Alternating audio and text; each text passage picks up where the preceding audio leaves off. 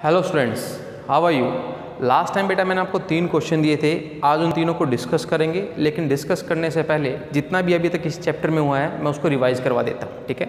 सबसे पहले मैंने आपके साथ डिस्कस किया था मैग्नेट के बारे में। मैग्नेट के 2 पोल होते हैं, north pole and south pole, ठीक है। और मैग्नेट के आसपास एक रीजन होता है, ठीक है, दिस इज़ द रीजन। और इसके अंदर ही, इस रीजन के अंदर ही ये दूसरी मैग्नेट के ऊपर फोर्स लगा सकता है या फिर दूसरी मैग्नेट के द्वारा लगाए गए फोर्स को एक्सपीरियंस कर सकता है। मान लो अगर एक मैग्नेट को मैं बाहर रख दूँ, ठीक है, तो इनके बीच में कोई अट्रैक्शन नहीं होगा, ये एक दूसरे पर कोई भी फोर्स नहीं लगा सकती। और जैसे ही ये इस रीजन के अंदर आ जाएगी तो अब इनके बीच में अट्रैक्शन स्टार्ट हो जाएगा। ये इसके ऊपर फोर्स लगाएगी और लेट ये भी इसके ऊपर फोर्स लगाएगी, क्योंकि अगर इसने इसके ऊपर फोर्स लगाया तो according to Newton third law ये भी इसके ऊपर फोर्स लगाएगी। बेटा इस रीजन को बोलते हैं मैग्नेटिक फील्ड। क्या बोलते हैं? Magnetic field. और इस फील्ड के अंदर भी वेरिएशन है। अगर आप दूर होगी, मतलब ये मैग्नेट अगर दूर होगी तो फोर्स कम लगेगा और पास होगी तो फोर्स ज़्यादा लगेगा। क्लियर है बात आपको? चलिए अब इसी फोर्स को विजुलाइज किससे कर सकते हैं हम?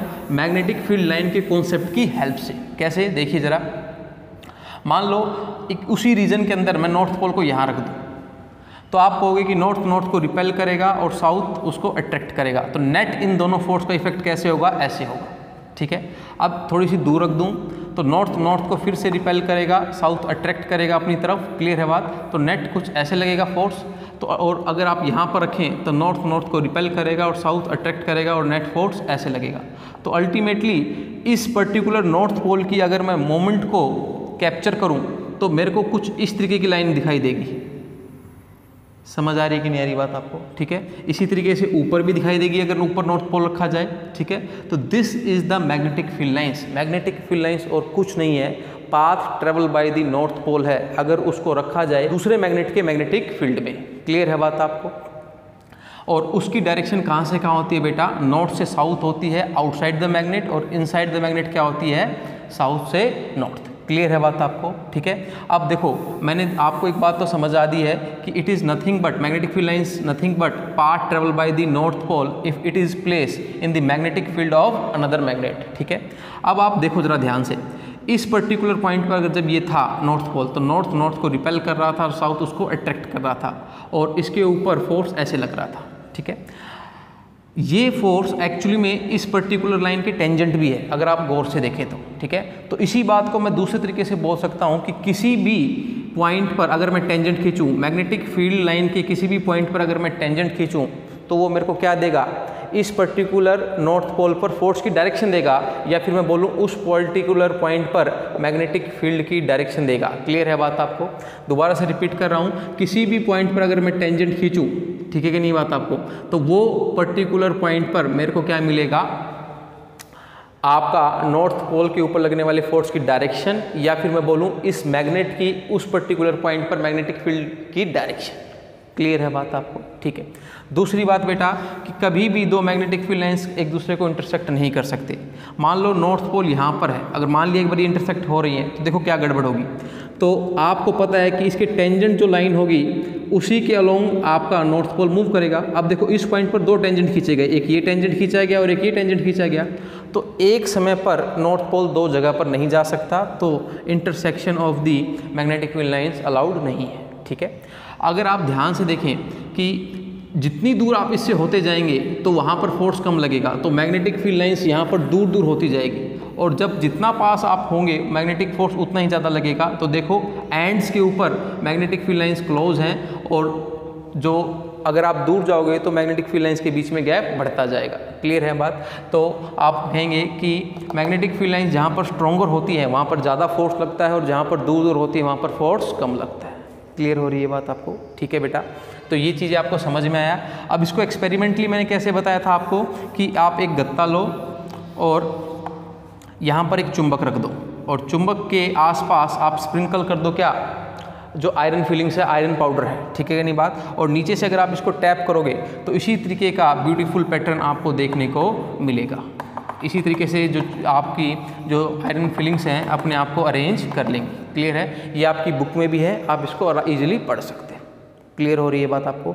तो मैग्नेटिक फील्ड लाइंस की प्रॉपर्टी क्या क्या है? पहली बात कि it is nothing but it is the path travel by the north pole if it is free to move in the magnetic field of another magnet. Clear है बात आपको। नंबर 2 बात, tangent to the magnetic field lines give the direction of magnetic field.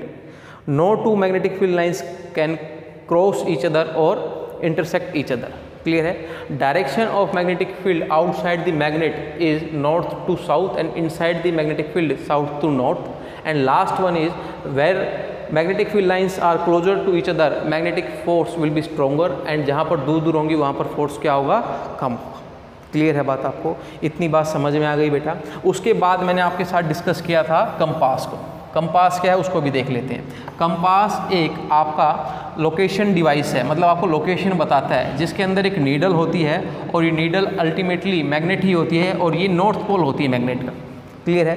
तो अगर मैं needle को यहाँ पर रखूँ तो नॉर्थ को तो रिपेल करेगा क्योंकि ये नॉर्थ नेचर की है, और साउथ उसको अट्रैक्ट करेगा, तो अल्टीमेटली इसके ऊपर फोर्स ऐसे लगेगा और कुछ समय के बाद ये नीडल इस तरीके से अलाइन हो जाएगी। तो एक और प्रॉपर्टी आप याद रख सकते हैं, अगर कंपास को किसी भी मैग्नेट के मैग्नेटिक फील्ड में रखा जाता है तो वो उसकी नीडल अपने आप को कैसे अलाइन करती है, along the magnetic field lines. Along the magnetic field lines. देखिए मैग्नेटिक फील्ड लाइंस की डायरेक्शन ये है और उसी डायरेक्शन में नीडल भी अलाइन हो गई है। क्लियर है। अब इसके बाद मैंने डिस्कस किया था ओरस्टेड एक्सपेरिमेंट। ओरस्टेड एक्सपेरिमेंट क्या है बेटा, कि ये भाई साहब अपना एक अलग ही एक्सपेरिमेंट कर रहे थे, लेकिन उनको जो चीज़ मिली उसकी वजह से आज दुनिया पलट गई है। कैसे, चला देखते हैं। उन्होंने बोला कि देखो, अगर एक बैटरी को एक वायर के साथ जोड़ा जाए, लेट ये एक वायर है, ठीक है, वो तो अपना एक अलग एक्सपेरिमेंट कर रहे थे और इसमें से करंट प्रोड्यूस होगा ऐसे, क्योंकि करंट कैसे जाता है आपका positive terminal to negative terminal. ठीक है कि नहीं बात आपको। अब आप ऐसे सोचो, मान लो मैं ये वायर हूँ और इसमें करंट ऊपर की तरफ जा रहा है, ठीक है, इसमें मैंने नीचे की तरफ दिखा दिया है, वो अलग बात है। अगर आप बैटरी को उल्टा कर देंगे तो आपका करंट ऐसे जाएगा। ठीक है कि नहीं बात आपको। तो मान लीजिए करंट ऊपर की तरफ जा रहा है, ठीक है, और मेरे आसपास 4 कंपास है, एक कंपास इधर, एक कंपास इधर, एक कंपास इधर और एक कंपास इधर। तो मैं क्या नोटिस करता हूँ, मैंने क्या, ओरस्टर भाई साहब ने नोटिस किया कि इन नीडल्स में डिफ्लेक्शन है, मतलब कंडक्टर के थ्रू करंट पास करने से इन नीडल्स में क्या था, डिफ्लेक्शन था। और अगर मैं उन नीडल की डिफ्लेक्शन को जोड़ूं, मतलब उनकी टिप टू टिप जोड़ूं, तो एक सर्कल बनेगा। तो 2 बात समझो यहाँ से। पहले तो नीडल डिफ्लेक्ट किसकी प्रेजेंस में होती थी, एक मैग्नेट की प्रेजेंस में, मतलब ये करंट कैरिंग कंडक्टर एक मैग्नेट के जैसे बिहेव कर रहा है, पहली बात। नंबर 2 बात, और जो नीडल अलाइन किस डायरेक्शन में होती थी, along the magnetic field lines. ठीक है, तो क्योंकि नीडल इस तरीके से अलाइन हो रही है कि एक सर्कल बन रहा है, तो अल्टीमेटली मैं बोल सकता हूँ कि जो इस करंट कैरिंग कंडक्टर की वजह से एक मैग्नेटिक फील्ड प्रोड्यूस हो रहा है, उसकी जो डायरेक्शन है, उसका जो नेचर है, वो कैसा है, सर्कुलर है। समझ आई बात आपको, क्योंकि उसी के अलोंग वो क्या हो रही हैं, अलाइन हो रही हैं। क्लियर है बात आपको। तो 2 बात आपको समझनी है ओरस्टेड एक्सपेरिमेंट से, कि एक करंट कैरिंग कंडक्टर, एक करंट कैरी कंडक्टर कैसे बिहेव करता है, मैग्नेट के जैसे। क्लियर है बात आपको। और दूसरी बात जो आपको समझनी है कि एक करंट कैरिंग कंडक्टर की वजह से मैग्नेटिक फील्ड लाइंस कैसी होती हैं, इस तरीके से सर्कुलर होती हैं, गोले। और जितना अगर आप इससे दूर जाओगे तो मैग्नेटिक फील्ड स्ट्रेंथ कम होगी, और जितना मेरे पास आओगे उतनी ही मैग्नेटिक फील्ड स्ट्रेंथ क्या होगी, ज़्यादा। मतलब पास आओगे तो फोर्स ज़्यादा लगेगा और दूर जाओगे तो फोर्स कम लगेगा। ठीक है, अभी मैंने सर्कल तो बता दिया है। अब सर्कल में देखो क्या होता है, एक तो चीज़ ऐसे घूमती है और एक चीज़ ऐसे घूमती है। ठीक है, मतलब डायरेक्शन की बात करना चाहता हूँ। ठीक है, लेट ये करंट कैरिंग कंडक्टर है और मेरे से पूछा जाए इस पॉइंट पर और इस पॉइंट पर मैग्नेटिक फील्ड की डायरेक्शन बताओ, तो कैसे करेंगे। तो मैंने आपको बताया था राइट हैंड थंब रूल।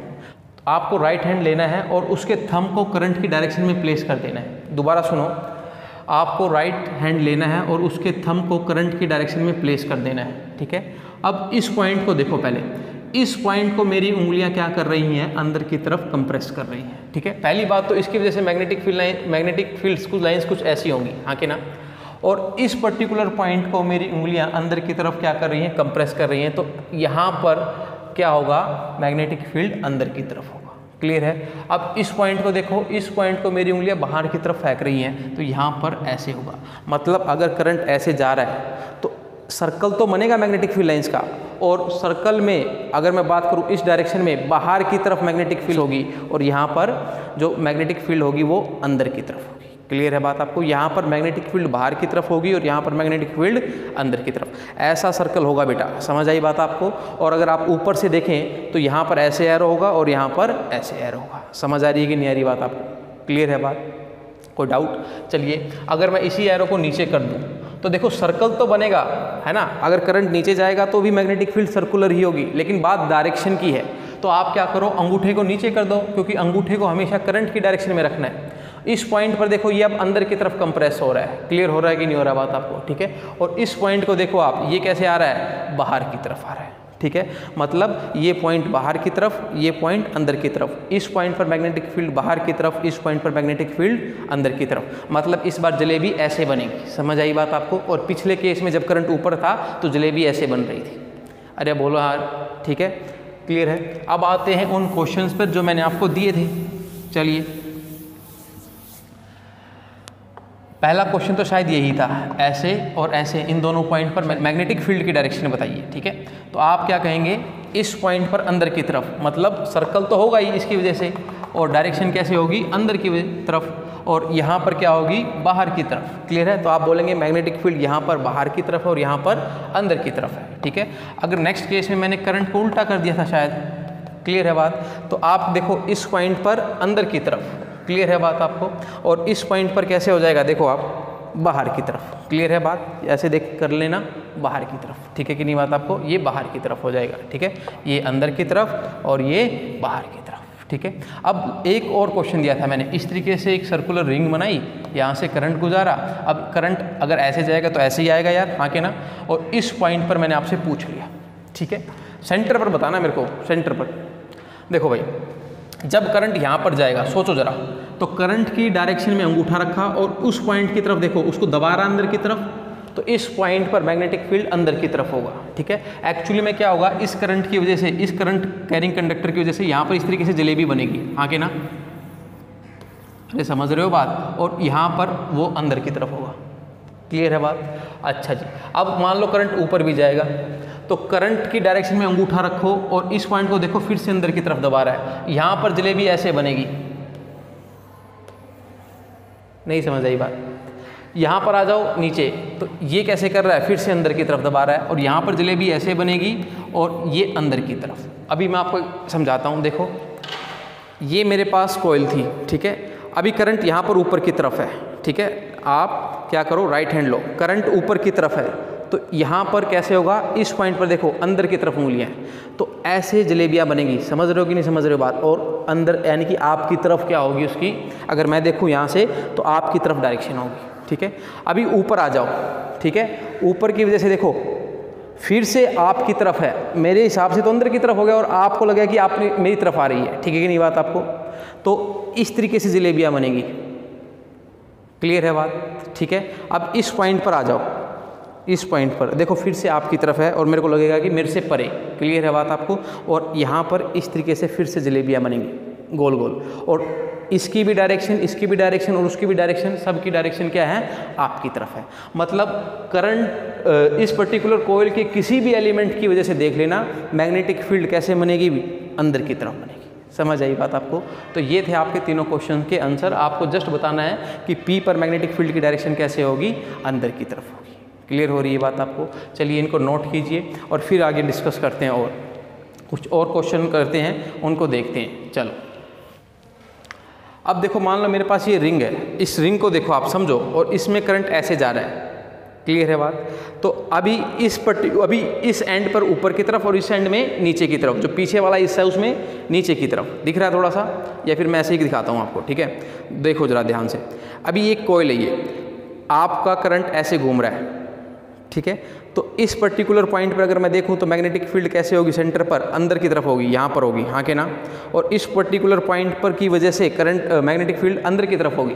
आप सोचो, यहाँ पर करंट है, यहाँ पर ऐसे जलेबियाँ बनेंगी और मैग्नेटिक फील्ड अंदर की तरफ होगा, यहाँ पर ऐसे जलेबियाँ बनेंगी और मैग्नेटिक फील्ड अंदर की तरफ होगा। और यहाँ पर देखो आप, क्लियर है बात आपको, फिर से आपका जलेबियाँ ऐसे बनेंगी और मैग्नेटिक फील्ड अंदर की तरफ होगा, क्लियर है। इस एक कॉइल की वजह से मैग्नेटिक फील्ड इस तरफ है, इस सेंटर पर, समझ आई बात आपको। अब इस अज्यूम करो, इस कॉइल के पीछे एक और कॉइल है, फिर एक और कॉइल है, फिर एक और कॉइल है, क्या स्प्रिंग बन गया कि नहीं बन गया। और सभी कोयल में करंट ऐसे ही घूम रहा है, क्योंकि देखो बेटा स्प्रिंग अगर मैं बात करूं तो अगर यहाँ से करंट गुजारा तो सब में करंट की डायरेक्शन सेम होगी, हाँ के ना। अभी इसको देखो, इसके पीछे एक और कोयल अज्यूम करो, इसके पीछे एक और कोयल अज्यूम करो, इसके पीछे एक और कोयल अज्यूम करो, तो सब की वजह, सब कोयल्स की वजह से मैग्नेटिक फील्ड सेंटर पर कैसे होगा, आपकी तरफ होगा, मेरे से अवे और आपकी तरफ। क्लियर है, समझ आई बात आपको। तो इन सब कोयल्स की वजह से मैग्नेटिक फील्ड कैसे होने वाला है, सेंटर पर मैक्सिमम होने वाला है। क्लियर है बात आपको, सेंटर पर क्या होने वाला है, मैक्सिमम। क्लियर है बात आपको। अच्छा, अब दूसरी बात समझना, देखो होगा क्या कि इस पर्टिकुलर कंडक्टर की वजह से सेंटर पर आपने निकाल लिया, इसकी वजह से भी सेंटर पर निकाल लिया, और देखा कि दोनों की डायरेक्शन सेम आ रही तो दोनों को जोड़ दिया, सिंपल सी बात। डायरेक्शन सेम आएगी तो जुड़ जाएंगे, अपोजिट आएंगे तो घट जाएंगे बेटा, नॉर्मल बात है। अब इस पर्टिकुलर पॉइंट की वजह से यहाँ पर देखो आप, यहाँ पर इसकी वजह से, इस एंड की वजह से देखो, उस पॉइंट को ये अंदर की तरफ यानी कि आपकी तरफ क्या करेगा, कंप्रेस करेगा। क्लियर है बात। तो इसकी वजह से आपकी तरफ, और इसकी वजह से कैसे होगी, ध्यान से देखो, इसमें नीचे की तरफ था करंट, तो ये मेरे को मेरी तरफ लेगा, आपसे अपोजिट और मेरी तरफ। समझ आई बात आपको। तो हो क्या रहा है, अगर ये है तो इस पॉइंट के ऊपर बात की तो ये तो कह रहा था अंदर की तरफ। क्लियर है बात। अंदर को मैं क्रॉस से दिखाऊंगा आज से, और बाहर को मैं दिखाऊंगा डॉट से। ऐसा क्यों सर, ये क्या चक्कर है। अगर आप एक तीर को देखो जरा, तीर ऐसा ही होता है बेटा,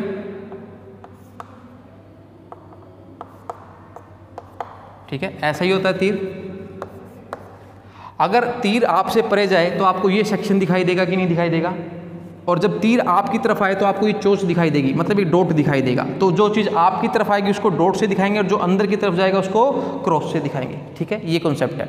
अब दोबारा से देखते हैं बेटा, इस पॉइंट पर इसकी वजह से मैग्नेटिक फील्ड कैसे होगा, अंदर की तरफ, डेट इज क्रॉस। ठीक है, और इसकी वजह से इस पॉइंट पर मैग्नेटिक फील्ड कैसे होगा, आउटवर्ड होगा, डेट इज डॉट। और आपको पता है, देखो ये वाली मैग्नेटिक फील्ड ज़्यादा होगी, क्यों, क्योंकि ये पास है यार, हाँ के ना। तो मतलब आउटवर्ड ज़्यादा है।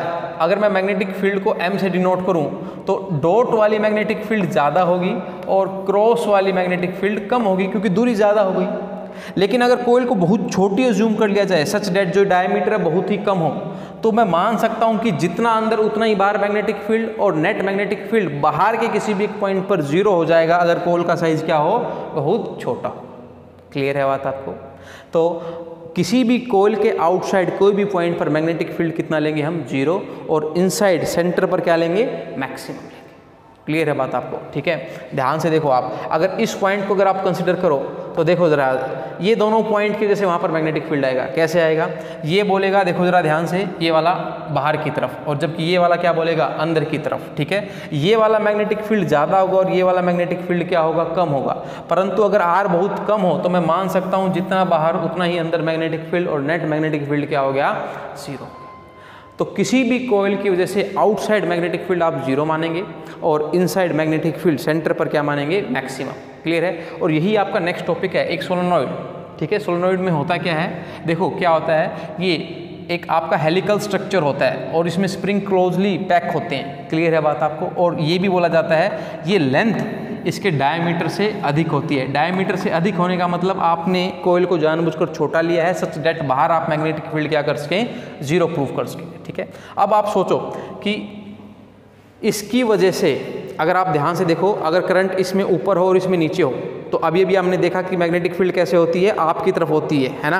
अब इसी चीज़ को ऐसे कर रहा हूँ, देखो ये डॉटेड वाली जो है लाइन, वो ये वाली कोयल है, ये वाला सिरा है पीछे वाला, और ये वाला सिरा ये है। समझ आई बात। करंट ऐसे था और इस चीज़ को मैंने ऐसे कर दिया है। समझ आई बात आपको, ऐसे रख दिया। तो इसकी वजह से, इन सब की वजह से मैग्नेटिक फील्ड लाइन्स ऐसे होगी, या फिर मैं कहूँ मैग्नेटिक फील्ड ऐसे होगा, और आउटसाइड मैग्नेटिक फील्ड क्या हो जाएगा, 0। ठीक है कि नहीं बात आपको। अब आपका अगर इसको मैग्नेटिक फील्ड आपको दिखाना पड़े तो ऐसे दिखाना, ऐसे। ठीक है, दिस मैग्नेटिक फील्ड की डायरेक्शन ये है। अंदर अगर आप देखें, अंदर मैग्नेटिक, किसी भी मैग्नेट के अंदर डायरेक्शन कैसे होती थी, साउथ से नॉर्थ। मतलब कोयल के अंदर ऐसे डायरेक्शन है तो बाहर ऐसे डायरेक्शन होगी, हाँ के ना। तो आप बोल सकते हैं कि इस कोयल का ये सिरा कैसे एक्ट कर रहा है, नॉर्थ पोल के जैसे, और ये सिरा कैसे एक्ट कर रहा है, साउथ पोल के जैसे। समझ आई बात। बाहर magnetic field, net magnetic field कुछ होगी, क्योंकि ये कोयल एग्जैक्टली जीरो, इनके बीच में डिफरेंस एग्जैक्टली तो जीरो नहीं होगा, लेकिन हम अपनी सुविधा के लिए क्या मानेंगे कि बाहर मैग्नेटिक फील्ड क्या है, जीरो। ठीक है। अब बेटा कई बार क्या किया जाता है, इसके अंदर एक रोड डाल दी जाती है, आयरन रोड, ठीक है, सॉफ्ट आयरन कोर की। क्यों? क्योंकि आयरन जो रोड है, वो सॉफ्ट आयरन रोड है, जो उसकी खास प्रॉपर्टी है, वो ज़्यादा से ज़्यादा मैग्नेटिक फील्ड लाइंस को अपने अंदर से क्या करता है, पास करता है। क्लियर है बात आपको? और जितना ज़्यादा अंदर से मैग्नेटिक फील्ड लाइन जाएंगी उतना ही मैग्नेटिक फील्ड क्या होगा, ज़्यादा। क्लियर है? तो मैं बोल सकता हूँ कि सॉफ्ट आयरन कोर आपका जब आप डालते हैं तो ज़्यादा मैग्नेटिक फील्ड लाइंस उसके अंदर से पास करेगी, और ज़्यादा मैग्नेटिक फील्ड लाइंस उसके अंदर से पास करेगी तो उस सोलेनोइड से मैग्नेटिक फील्ड क्या होगा, ज़्यादा। उस सोलेनोइड का magnetic field at the centre क्या होगा, ज़्यादा। होपफुली आपको थोड़ा सा समझा पाया हूँ मैं ये टॉपिक। ठीक है। फिर भी अगर आपको डाउट है तो मेरे से ज़रूर क्वेश्चन करें आप। चलिए अब नेक्स्ट टॉपिक देखते हैं बेटा। मान लो एक करंट कैरिंग कंडक्टर है, ठीक है, और उसके पास एक मैग्नेट रख दिए मैंने, तो ये करंट कैरिंग कंडक्टर अपने आप में कैसे बिहेव करेगी, एक मैग्नेट के जैसे बिहेव करेगी, और ये मैग्नेट इसके ऊपर क्या लगाएगी, फोर्स लगाएगी। क्लियर है बात आपको? और क्योंकि इसने इसके ऊपर फोर्स लगाया तो ये भी इसके ऊपर क्या लगाएगी, फोर्स लगाएगी। Newton's third law, Newton's law of motion third, 9th class याद करें आप। ठीक है। मतलब अगर किसी करंट कैरिंग कंडक्टर को किसी दूसरी मैग्नेट के पास रखा जाता है तो उसके ऊपर क्या लगता है, फोर्स लगता है। यही कॉन्सेप्ट आज हमें सीखना है। किसी भी करंट कैरिंग कंडक्टर को अगर दूसरे मैग्नेट के पास रखा जाता है तो उसके ऊपर क्या लगता है, फोर्स लगता है। और इसी फोर्स को कौन समझाएगा, Fleming left hand rule, Fleming left hand rule.